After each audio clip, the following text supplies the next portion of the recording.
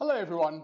Now today we're having a look at Mark chapter 15, which actually presents the darkest moment in human history, which is the crucifixion of the Son of God. Here, Jesus, the sinless Lamb, is condemned, mocked, and executed. Every moment of this chapter is weighty, revealing both the depth of human depravity and the unfathomable grace of God. As you walk through this passage, please allow yourself to stand in awe of what was accomplished on that cross. Now, the chapter opens with Jesus before Pilate, a Roman governor known for more political maneuvering than for justice. The religious leaders had already determined that Jesus must die, but they lacked the authority to carry out the sentence. So they bring him to Pilate, accusing him of claiming to be a king. Now, this is a charge meant to paint him as a threat to Caesar. So Pilate, recognizing Jesus' innocence, still bows to the pressures of the crowd and orders his crucifixion. It is a chilling reminder of how easily truth is sacrificed for power, convenience, and public opinion. The soldiers then take Jesus and subject him to brutal mockery.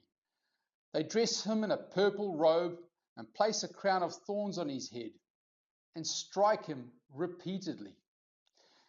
The irony is unmistakable. Here stands the true king, receiving not worship but humiliation. He could have called down legions of angels, but he remained silent, fulfilling Isaiah 53 verse 7, which said, "He was oppressed and afflicted, yet he did not open his mouth." His restraint was not weakness. It was the strength of obedience to the Father's will. Then the journey to Golgotha begins, with Simon of Cyrene carrying the cross.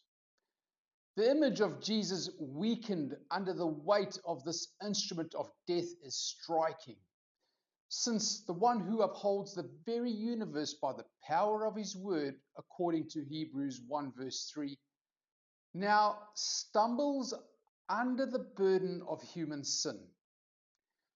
When they reach the place of execution, he is offered wine and that's mixed with myrrh. It's a mild anesthetic, but he refuses. He chooses to drink the full measure of suffering, every drop of the cup of wrath, without numbing the pain. The details of the crucifixion are given with stark simplicity when it says, "And they crucified him." Roman crucifixion was designed for maximum humiliation and prolonged agony.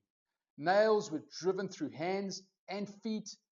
The struggle for breaths, the jeers of the onlookers, all of it pointed to shame and suffering. Yet, from the cross, Jesus speaks words not of anger, but of grace when he says, "Father, forgive them, for they do not know what they are doing." Here, in the midst of agony, is mercy beyond comprehension. Mark tells us that at noon, darkness covered the land for 3 hours. Now, this was no ordinary eclipse. It was a sign of supernatural and divine judgment. The righteous wrath of God was being poured out, not on the guilty, but on the innocent. Then, at last, Jesus cries out, my God, why have you forsaken me?" Quoting Psalm 22, verse 1. This was not a loss of faith, but a declaration that he was bearing the full weight of sin's curse, enduring separation from the Father, so that the sinners could be forgiven and reconciled to God. Then comes the moment of victory. Jesus breathes his last, and the temple curtain is torn from top to bottom. This was no simple symbolic act. This was the moment where humanity got access to God through Christ.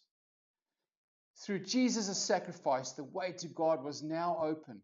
The first human acknowledgement of what happened comes from an unlikely source, though, a Roman centurion. Overseeing the execution And seeing how Jesus died, he declared, "Surely this man was the Son of God." A hardened soldier, likely present for many crucifixions, recognizes that this death was unlike any other. In the very act of dying, Jesus' identity is confirmed. So what does this mean for you? Well, first, it demands that you take sin seriously. The cross is the clearest picture of what sin costs. It's not a trivial mistake or a bad habit. It is rebellion against a holy God, and its price is death. If you ever doubt the severity of sin, look at the cross and see what was required to atone for it. Second, it calls you to marvel at the love of Christ. He did not endure the suffering out of obligation, but out of love for those who least deserved it. As Romans 5 verse 8 declares, "But God demonstrates his own love for us in this: while we were still sinners, Christ died for us." This is the love that pursued you when you had nothing to offer, the love that refused to leave you in sin's grip. Third, it assures you that salvation is finished. Jesus' final words in John's Gospel are, "It is finished." The work of redemption was completed on that cross. You do not need to add to it with good deeds, nor can you undo it with failures. The curtain is torn, the price is paid, and the invitation stands open. Come and receive the grace purchased at so high a cost. Now, John MacArthur offers a profound reflection on the significance of the cross. On the cross, God treated Jesus as if he had lived your life, so that he could treat you as if you had lived his. This statement encapsulates the transformative power of the cross, highlighting how Jesus Christ's sacrifice bridges the gap between our sinful nature and God's holiness, thereby humbling us and elevating us through repentance and grace. Now, as you reflect on Mark 15, please do not rush past its weight and the magnitude of the event. Sit for a moment and contemplate the reality of Christ being crucified. Please let it shape your view of sin and of grace in your own life. And most of all, let it draw you closer to the one who hung there in your place so that you could stand forgiven and free. Now, thank you for listening to what I've had to say, and I appreciate your time. And I'll see you next time for Mark 16, when we conclude the book of Mark.